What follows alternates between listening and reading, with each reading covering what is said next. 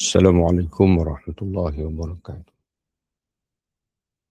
Bismillahirrahmanirrahim. Alhamdulillahirabbil alamin wassalatu wassalamu ala Rasulillah an-nabiyil amin nabiyina wa habibina wa syafi'ina Muhammad ibni Abdullah wa ala alihi wa ashabihi wa man walahu. Qala al-musannif rahimahullah wa nafa'ana Allah bi 'ulumihi fid dharain amin. Bahagian hamba dari nama Allah Al-Wadud sesuai dengan tuntutan ubudiyah. Banyak memberi kasih sayang dan menampakkan cinta kepada orang yang harus dan boleh dicintai. Al-Wadud daripada perkataan Al-Wud iaitu kasih sayang. Al-Wadud iaitu Allah Subhanahu Wa Taala, Tuhan yang Maha Pengasih, Tuhan yang Maha Penyayang, sentiasa mengasihi hamba-hambanya. Jadi bagaimana untuk kita berakhlak, untuk kita menerapkan sifat kasih ini dalam diri kita sebagai hamba Allah Subhanahu Wa Taala dengan kita meniru nama-nama Allah Subhanahu Wa Taala ini, khususnya nama ini Al-Wadud. Maka kata pengarang kitab kita iaitu dengan kita banyak memberikan kasih sayang dan menampakkan cinta kepada orang yang harus atau boleh dicintai. Adapun orang yang tidak harus, kita tidak selayaknya untuk kita cintai, tidak boleh untuk kita berikan. Contohnya pada orang musuh-musuh Islam, musuh-musuh Allah dan sebagainya. Ia banyak mengasihi orang-orang saleh dan kaum mukminin. Sangat mengasihi isteri, anak-anak dan kerabatnya. Banyak mengasihi saudara-saudaranya. Tidak cukup hanya dengan perasaan di dalam hati, tetapi menunjukkan kasih sayangnya itu dengan lidah dan tindakan-tindakannya. Jadi hatinya kasih, kemudian tutur katanya pun menjelmakan kasih. Dia tidak mengeji, tidak menghina, yang tidak suka memburukkan nama orang lain, termasuklah di belakangnya. Jadi apa saja yang bertentangan dengan sifat kasih, maka dia tidak akan melakukan. Keputusan dia pun terhadap orang lain pun menggambarkan kasih sayang yang ada dalam hati dia. Oleh sebab itu, Nabi SAW menganjurkan agar kita menyebutkan kepada orang yang kita cintai bahawa kita menyintainya kerana Allah. Ya ana uhibbuka fillah. Ya ana uhibbuka fillah. Jadi bila orang mengucapkan yang sama kepada kita, maka kita mengucapkan, ya, mudah-mudahan Allah mengasihi kamu sebagaimana kamu mengasihi aku.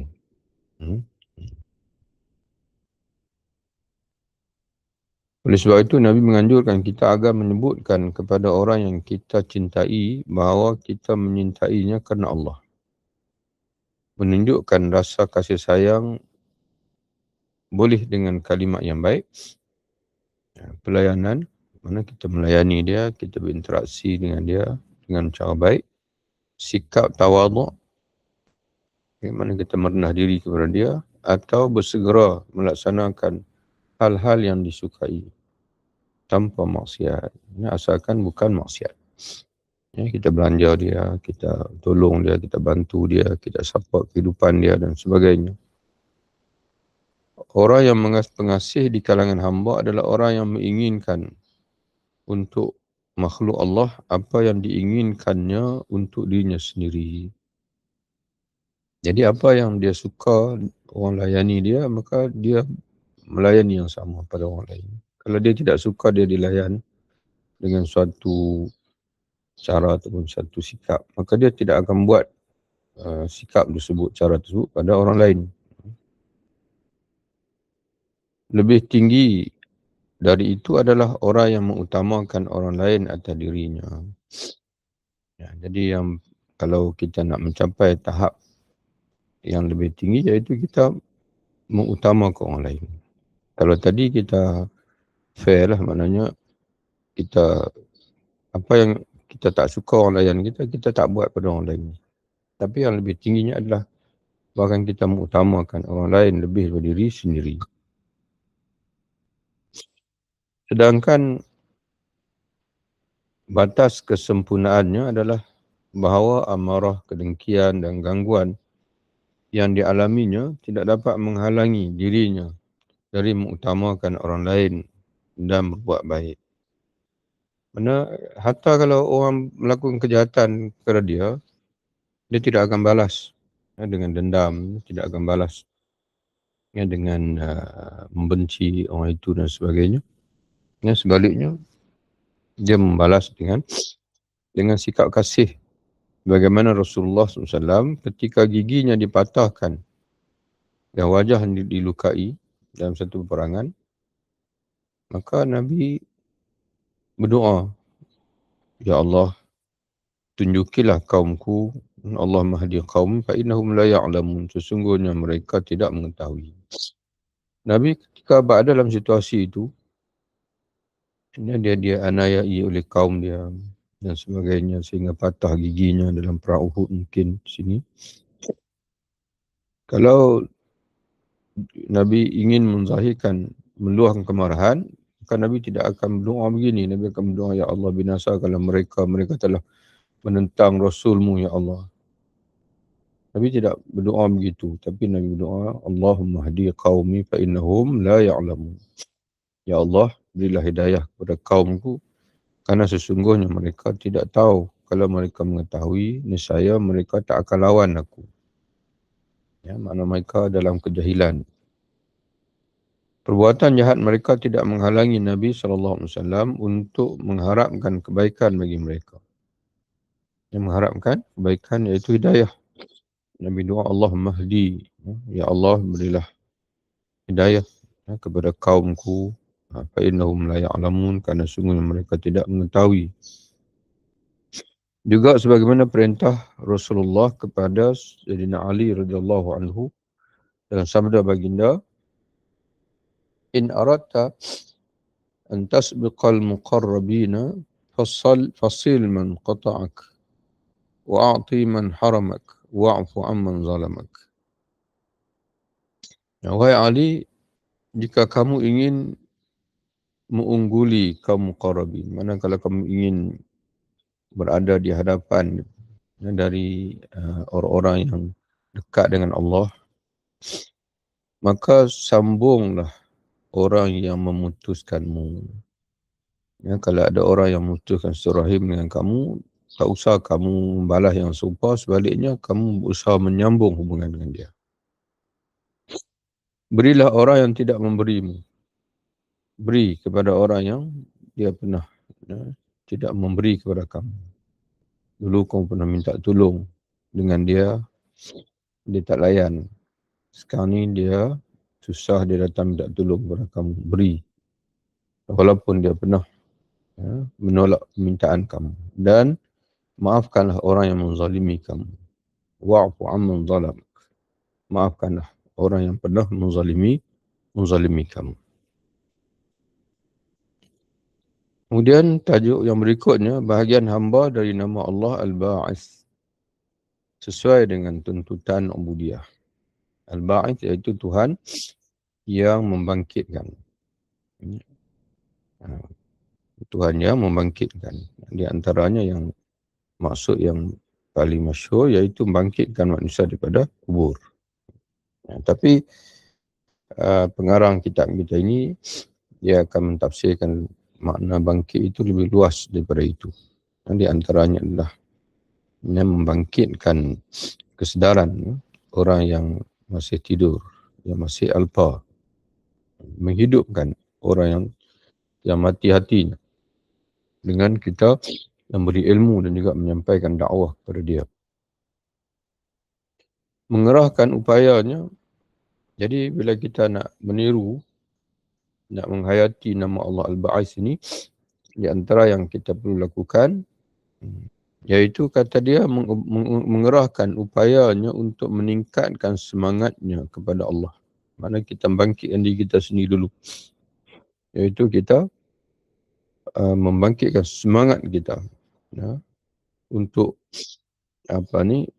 kepada Allah, untuk beribadat kepada Allah, untuk meningkatkan kasih kita kepada Allah, kerajinan kita dalam ibadat, semangat kita dalam melaksanakan jihad dan sebagainya. Dan membangkitkan kaum muslimin dari keterpurukan mereka. Kita bangkitkan kaum muslimin daripada kelemahan mereka, daripada keadaan mereka yang ketinggalan, yang tidak lagi sedar, yang masih lagi alpa. Hal yang pertama kali masuk dalam kategori ini adalah menghidupkan hati mereka dengan hikmah, dengan ilmu, dan menghidupkan umat dengan risalah. Menyedarkan umat bahasanya mereka seharusnya memikul risalah. Risalah dipanggil Nabi mereka Muhammad SAW. Hakikat kebangkitan terpulang. Mana hakikat kebangkitan asalnya ialah kembali kepada menghidupkan orang-orang mati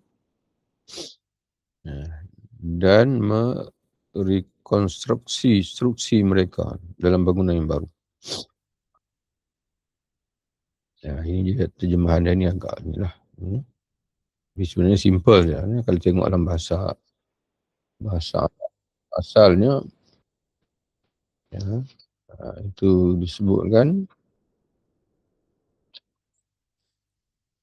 haqiqatul ba'ts yarji'u ila ihya'il mauta bi'insya'ihim nash'atan ukhra.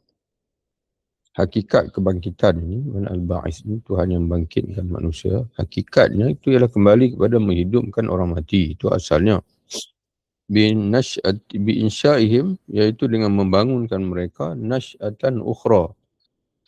Dengan dipanggil dengan kehidupan yang baru, dengan kebangkitan, dengan kemunculan yang baru. Mana mereka mati, kemudian dibangkitkan dari kubur dengan diberi kehidupan yang baru. Itu asal makna Al-Ba'is.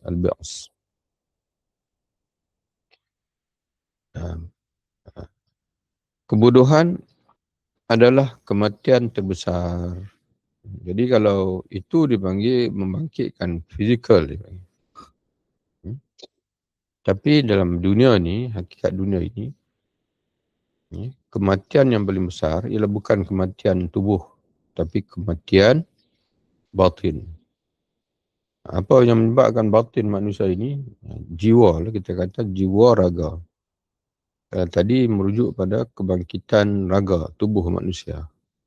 Tapi di dunia ini, kematian yang paling besar ialah kematian jiwa.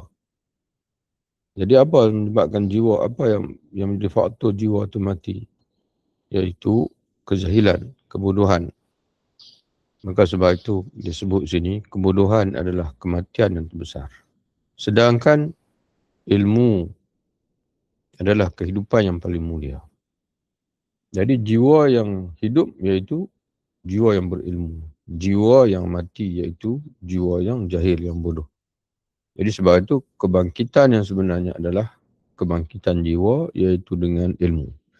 Allah telah menyebutkan ilmu dan kebodohan dalam Quran, kejahilan, dan menamakannya sebagai kehidupan dan kematian. Iaitu kehidupan itu ilmu, kematian itu adalah jahil, bodoh. Siapa yang mengangkat orang lain dari kebodohan kepada pengetahuan, mana dia berusaha untuk mencerdikkan orang dan menjadikan orang berilmu, khususnya dalam agama ini, berarti dia telah menumbuhkannya dalam bentuknya yang baru dan menghidupkannya dalam kehidupan yang baik. Ya, bagi contohnya, di sini dia tidak bawa ayat Quran, cuma dia sebut umum. Ya, bahawasanya dalam Quran sendiri, Allah Subhanahu Wa Taala pernah mengumpamakan Nah, orang yang jahil itu ibarat orang mati dan orang berilmu itu adalah orang alim. Jadi Rasul-Rasul diutus oleh Allah untuk membangkitkan ataupun untuk menghidupkan jiwa manusia yang mati dengan ilmu wahyu. Di antara ayat yang kita boleh bertemu dalam Quran iaitu dalam surah Al-An'am ayat 122 Allah Ta'ala menyebutkan wa man kana maitan fa ahyainahu, apakah orang yang adalah ia dulu mati lalu kami menghidupkannya, wa ja'alna lahu nuran yamshi bihi fin nas, dan kami menjadikan untuknya, memberikan kepadanya cahaya yang dia berjalan di tengah manusia dengan cahaya itu. Kaman masaluhu fil zulumat, apakah dia itu sama seperti mana seorang yang masih berada dalam kegelapan yang laisa bi kharij minha, yang belum lagi mendapat kehidupan dan juga belum dapat cahaya, menyebabkan dia tidak lagi keluar daripada kegelapan tersebut. Kadzalika zuyyina lil kafirin ma kanu ya'malun, demikianlah yang dihiaskan kepada orang kafir dengan sebab apa yang telah mereka lakukan. Jadi di sini Allah Ta'ala menyebutkan awaman kana maitan, apakah orang yang dulunya dia mati, mana mati jiwanya, mati hatinya, fahyainahu, lalu kami menghidupkannya dengan ilmu, dengan iman. Dan kami berikan dia cahaya, apakah dia sama seperti mana orang yang masih lagi mati jiwanya dan masih berada dalam kegelapan? Jadi sudah tentu tidak sama. Jika hamba memiliki pintu masuk dalam menyampaikan ilmu pada makhluk, mana kalau Allah Ta'ala bagi kat kita ni ruang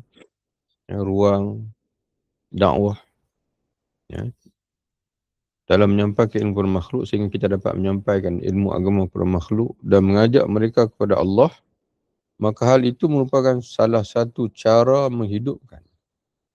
Makna itu salah satu daripada peluang Allah Ta'ala bagi pada kita untuk kita menghidupkan jiwa manusia. Bahkan ia merupakan tingkatan para Nabi dan para ulama yang mewarisi mereka ini para Nabi. Jadi Allah Ta'ala memberi ruang pada kita, memberi peluang pada kita untuk bersama dengan para Nabi, iaitu menghidupkan jiwa manusia. Sebab itu Rasulullah SAW pernah berkata kepada Sayyidina Ali radhiyallahu anhu, la an yahdiyallahu bika rajulan, kalau Allah memberi hidayah kepada seseorang dengan sebab usaha kamu, itu lebih baik, lebih menilai bagi kamu daripada kamu dikurniakan dengan unta merah. Unta merah ini merupakan harta yang paling bernilai lah di kalangan Arab. Lebih bernilai daripada emas lagi. Jadi kalau Allah Ta'ala bagi dekat kita peluang untuk menyampaikan ilmu, untuk berdakwah, sehingga orang mendapat hidayah dengan sebab kita jiwanya hidup, hatinya hidup, dulu mati, tak kenal agama, tidak kenal semayang dan sebagainya, maka itu bernilai lah. Satu anugerah yang sangat bernilai dari Allah untuk kita, untuk kehidupan kita di akhirat. Pahala kita banyak. Adalul khair kafa'ilih, orang yang menunjuki orang lain dengan kebaikan, sama seperti dia seolah dia sendiri buat baik. Bahagian hamba dari nama Allah Asy-Syahid, sesuai dengan tuntutan ubudiyah. Asy-Syahid iaitu yang memberi kesaksian. Asy-Syahid, Allah memberi saksi. Syahidallahu annahu la ilaha illahu wal malaikatu wal ilmi qa'iman bil qist. Allah menjadi saksi. Syahidallahu annahu la ilaha illahu. Jadi Allah menjadi saksi bahwasanya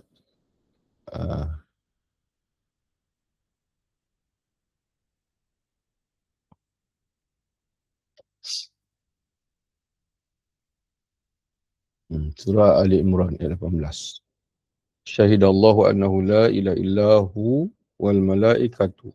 Allah menjadi saksi ke atas dirinya sendiri bahawa tidak ada Tuhan melainkan dia. Diikuti oleh malaikat menjadi saksi. Wa ulul ilmi. Dan juga ahli-ahli ilmu.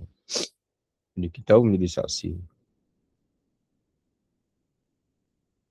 Itu di antara maksud syahid. Allah Ta'ala itu menjadi saksi. Jadi macam mana kita nak menerapkan kandungan nama Allah Ta'ala Asy-Syahid dalam diri kita? Iaitu kata dia mencapai tingkatan syahadah, kesaksian atas sekalian umat. Mana kita meletakkan diri kita ini untuk menjadi saksi ke atas sekalian umat.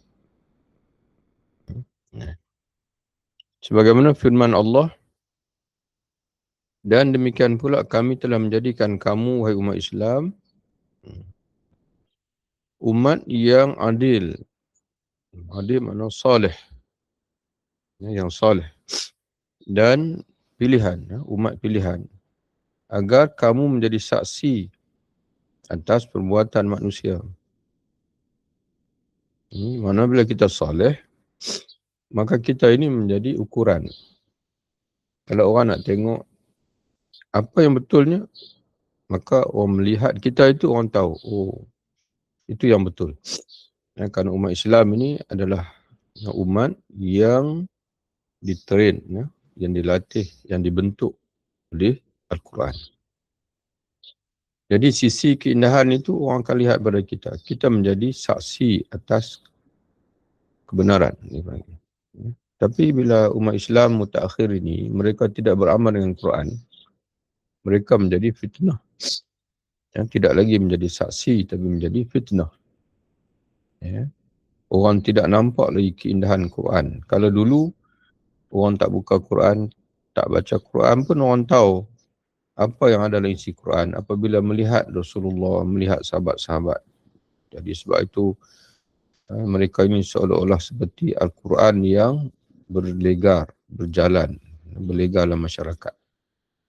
Tapi hari ini, orang melihat umat Islam ni, dia tak nampak Quran. Bahkan dia meragui Al-Quran Karim. Betul ke Quran ni hebat? Kalau Quran ni hebat, tapi macam mana umat Islam mundur? Umat Islam pun lebih kurang sama dengan umat yang lain juga. Tidak betul. Bagi contohnya, kita berdakwah, kita mengajak orang pada Islam. Kita kata, aslim taslam. Masuklah Islam, kamu akan selamat. Jadi orang lain pun kata, macam mana kamu sendiri sama-sama orang Islam pun bergaduh, tak selamat. Mengata bertikai sama-sama kamu, tidak ada ukhuwah. Jadi di mana selamatnya? Sama-sama kamu sendiri pun tak selamat. Okay. Itu dia panggil. Menjadi fitnah kita ini. Agar umat Islam, agar kamu umat Islam menjadi umat yang adil dan terpilih, agar kamu menjadi saksi atas perbuatan manusia yang lain, dan agar Rasul pula menjadi saksi atas perbuatan kamu. Tetapi hal ini tidak akan bisa dicapai manusia kecuali dengan bersifat adil. Adil dan salih. Sehingga menjadi saksi Allah atas manusia.